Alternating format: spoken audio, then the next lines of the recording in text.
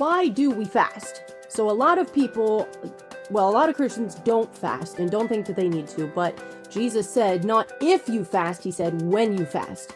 So we all need to fast, and even people who make room for it, oftentimes they see it as, well, I'm fasting from social media, I'm fasting from TV, and those are sacrifices that if you make them to give yourself time to kind of draw near to the Lord, that's good, and he'll bless you for that. But fasting is strictly about food, about not eating, because the original word for it, it's like tsom, or so, I don't know how to pronounce it.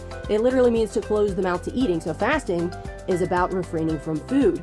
Why do we do it? So Paul writes, he says that we need to crucify the flesh, we need to subdue it, and the flesh profits nothing.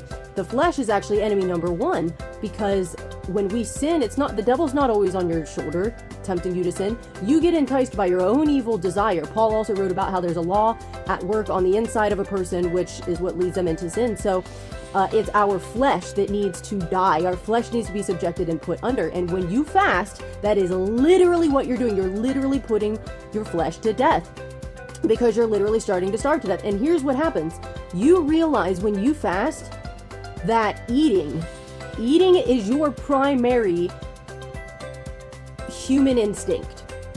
You can have an addiction, and even the addiction will be less than the desire to eat. You will find all you think about is food. All you want to do is eat, because that is the primary thing that humans need to do. You may think you have other tendencies which are very strong, but I promise you, if you deny yourself food, that will become the number one thing that you desire and think about. So here's what happens. When you successfully fast and push away the plate and deny yourself food, you'll find out if you can say no to eating, you can say no to anything. There is nothing that should be dominating or ruling you. If you can say, I'm not even going to eat, which every person needs to do, then I can say no to anything else. There's no temptation that can take me out, because I've proven I did the hardest thing already. So it puts things into perspective. You really can resist temptation. You can. And fasting proves that to yourself. And also, there are benefits that happen just inside our bodies on a natural level.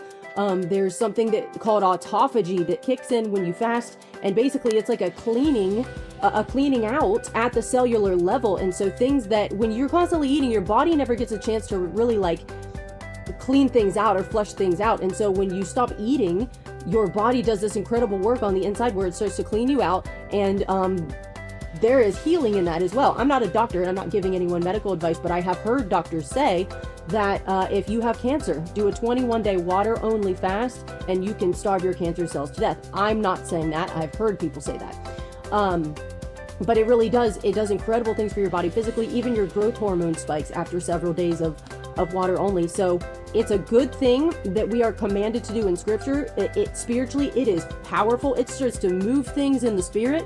There are multiple instances in the Bible where someone fasted, and then right after it, there was a spiritual showdown, and they got the victory. And so fasting, it's powerful spiritually. We need it to crucify our flesh, and also it has tremendous effects physically. So if you're a Christian and you're not fasting, you need to fast. And if you're like me and you're like, well, I can't because I get mad when I'm hungry. Like, so do I. I get hangry. I actually want to kill someone when I'm hungry. And you know what I've noticed?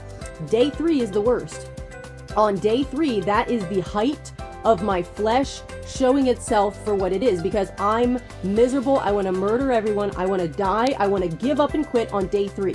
But here's what happens. If I push through on day 4, I can tell I killed my flesh. It shows up on day 3, to another level. And then once I get to day 4, I'm like, I killed that thing. I've subjected it. I crucified my flesh. I'm not saying that I'm not hungry anymore on day 4, or that I don't think about food or still want to give up, but my attitude is different because it needed to die, and it happened on day 3. So you push through. Yeah, you get hungry. That's the point. You tell yourself, no, my flesh is not going to be in control. This thing's going to die.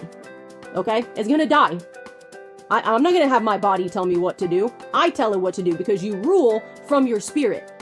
Your spirit gets amplified and your flesh gets lessened. And that's the power in it.